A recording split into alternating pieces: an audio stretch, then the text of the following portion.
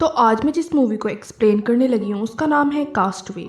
ये एक American survival drama film है जो कि एक ट्रू स्टोरी पर बेस्ड है। मूवी में हमें चक नोलैंड की जिंदगी की सच्ची कहानी दिखाई गई है जो एक आइलैंड पर फंस जाता है और उसे 4 साल तक वहीं पर रहना पड़ता है। मूवी स्टार्ट होती है और हमें दिखाया जाता है कि चक एक फेडेक्स कोरियर कंपनी में जॉब करता है और वो अपने काम के साथ बहुत वफादार है। वो हमेशा कोरियर्स को अपने टाइम पर और सेफ पहुंचाने की कोशिश करता रहता है। चक को अपने काम के सिलसिले में अलग अलग कंट्री को भी विजिट करना पड़ता है। चक एक लड़की से प्यार करता है जिसका नाम कैली है। ये दोनों बहुत लंबे समय से रिलेशनशिप में हैं, पर इन्होंने अभी तक शादी नहीं की होती क्योंकि चक अपने काम में बहुत बिजी रहता है और उसे अपने काम के लिए अक्सर ही दूसरी कंट्रीज में जाना पड़ता है। ऐसे ही अब चक को काम के लिए मलेशिया जाना पड़ता है। न्यू ईयर भी बस आने ही वाला होता है। कैली उसके जाने से खुश नहीं थी, पर चक उसे कहता है कि वो न्यू ईयर ईव से पहले वापस आ जाएगा। मलेशिया जाने से पहले कैली और चक एक दूसरे को क्रिसमस गिफ्ट देते हैं। कैली ने चक को एक वॉच गिफ्ट की थी जिसमें कैली की फोटो भी होती है। अब चक का प्लेन मलेशिया के लिए निकल पड़ता है, पर जैसे ही उनका प्लेन पैसिफिक ओशन से गुजरता है वहाँ बहुत तेज तूफान आ जाता है। इनका प्लेन क्रैश हो जाता है। प्लेन में सिर्फ 4 ही लोग होते हैं जिनमें से सिर्फ चक जिंदा बच पाता है। सारी रात तूफान में बहने के बाद जब सुबह चक अपनी आंखें खोलता है तो वो एक टापू पर होता है। उस टापू पर चक के सिवा और कोई इंसान नहीं था। वो काफी देर तक कोशिश करता है, आवाजें भी लगाता है, पर उसे कोई नहीं सुनता। फिर चक रेत पर हेल्प लिख देता है ताकि कोई प्लेन इसे देख ले और उसे यहाँ से बचा ले। अब रात हो जाती है और चक वहीं सो जाता है। सुबह उठने पर चक देखता है कि जो उसने रेत पर हेल्प लिखा था वो अब मिट चुका है। समुद्र की लहरें इतनी तेज थी जिस वजह से वो हेल्प जो चक ने वहाँ लिखा था अब मिट चुका होता है। पर फिर भी चक हार नहीं मानता और अब वो काफी बड़ी बड़ी लकड़ियां इकट्ठी करता है और उससे वहाँ हेल्प लिख देता है। उसे उम्मीद थी कि वहाँ उसे जरूर कोई बचाने आएगा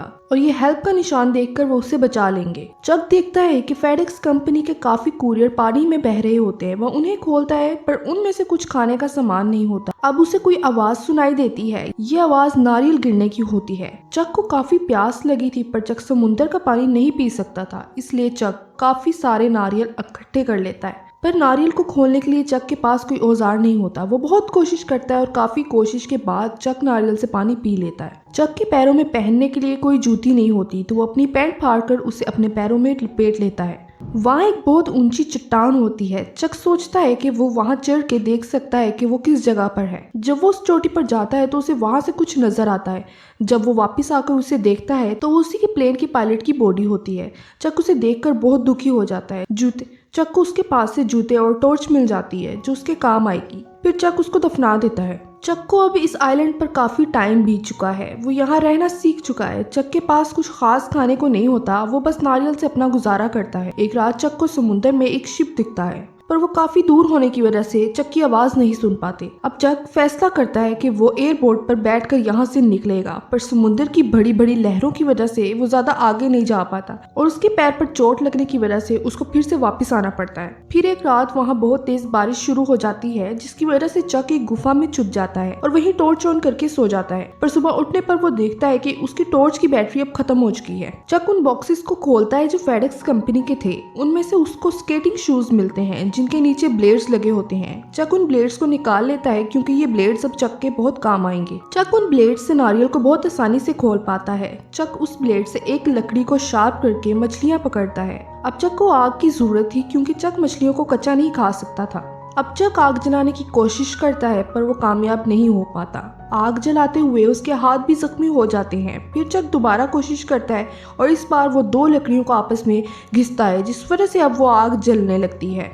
अब चक आग जलाने में कामयाब हो जाता है और वो बहुत खुश होता है क्योंकि चक इस टापू पर बिल्कुल अकेला था। तो वो एक फुटबॉल जो उसकी कंपनी के कोरियर बॉक्स में मिली थी उस पर एक शक्ल बनाता है और उससे बातें करने लगता है। चक उसे अपना दोस्त बना लेता है और उसका नाम विल्सन रखता है। अब ऐसे ही इस टापू पर चक को रहते हुए 4 साल बीत जाते हैं, पर अभी भी उसे कोई हेल्प नहीं मिली थी। चक पूरी तरह से बदल चुका था। उसके बाल काफी बड़े हो जाते हैं और वो इस टापू पर जीना सीख चुका था, पर अभी भी चक को उस आइलैंड से निकलने की उम्मीद थी। वो अपने लिए नारियल के पेड़ से बोट तैयार करता है और जब हवा का रुख बदलता है तो वो वहां से निकल जाता है। उसे वहाँ बहुत बड़ी लहरों का सामना करना पड़ता है, पर वो उनका मुकाबला करता है और आगे बढ़ता जाता है क्योंकि चक ने अब यहाँ से निकलने का सोच लिया था।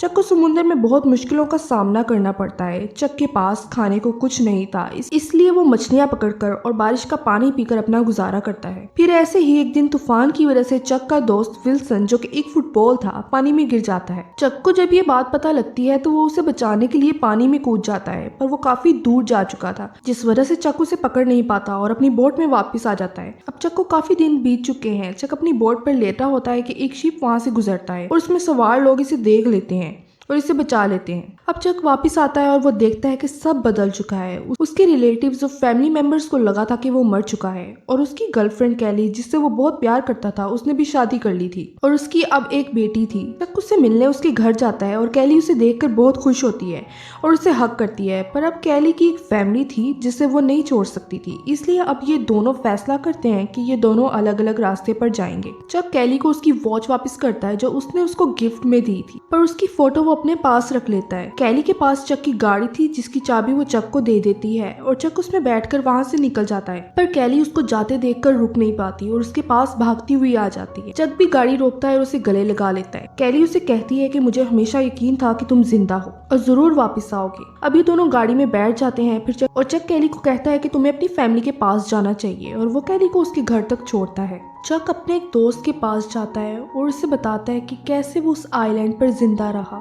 वो उसे बताता है कि मैंने सिर्फ कैली के लिए अपने आप को जिंदा रखा और वापस आया, पर कैली अब किसी और की है। अगले सीन में हमें दिखाया जाता है कि चक कार ड्राइव करके कहीं जा रहा होता है और उसके पास एक लास्ट कोरियर होता है। दरअसल ये पार्सल चक ने खोला नहीं था और उसने सोचा था कि अगर वो बच जाएगा तो इस पार्सल को डिलीवर करेगा। वो उस पते पर पहुंचता है जो इस पैकेज की लोकेशन थी, पर वहाँ कोई नहीं था, इसलिए चक उसे वहाँ एक नोट के साथ छोड़ देता है और उस नोट पर लिखता है कि this package saved my life, thank you Chuck Noland, और वो वहां से चला जाता है। चक एक चौराहे पर रुकता है और चारों तरफ देखने लगता है कि उसे समझ नहीं आ रही होती कि वो अब किस तरफ जाए, पर फिर वहाँ एक लड़की अपनी कार में आती है और चक से पूछती है कि क्या तुम रास्ता भूल गए हो। तो चक उसे कहता है कि हाँ, मैं यही सोच रहा हूँ कि मुझे कहाँ जाना चाहिए। तो वो लड़की चक को सारे रास्तों के बारे में बताती है और वहाँ से चली जाती है। चक नोटिस करता है कि वो लड़की उसी रास्ते पर जा रही है जहाँ उसने पार्सल डिलीवर किया है और उसकी गाड़ी के पीछे भी बिल्कुल वैसा ही विंग्स बने हुए हैं जैसे उस पार्सल पर बने थे। तो चक समझ जाता है कि ये वही है जिसके घर में मैंने पार्सल डिलीवर किया है। मूवी की स्टार्टिंग में भी हमें यही घर दिखाया जाता है जिसकी एंट्रेंस पर लिखा होता है डिक एंड बेटीना, लेकिन अब वहाँ सिर्फ बेटीना लिखा होता है। शायद ये लड़की भी अपना लाइफ पार्टनर खोज चुकी है और वो चक की तरह अकेली है। चक उस रास्ते को देखकर हंसने लगता है और यही हमारी मूवी एंड हो जाती है।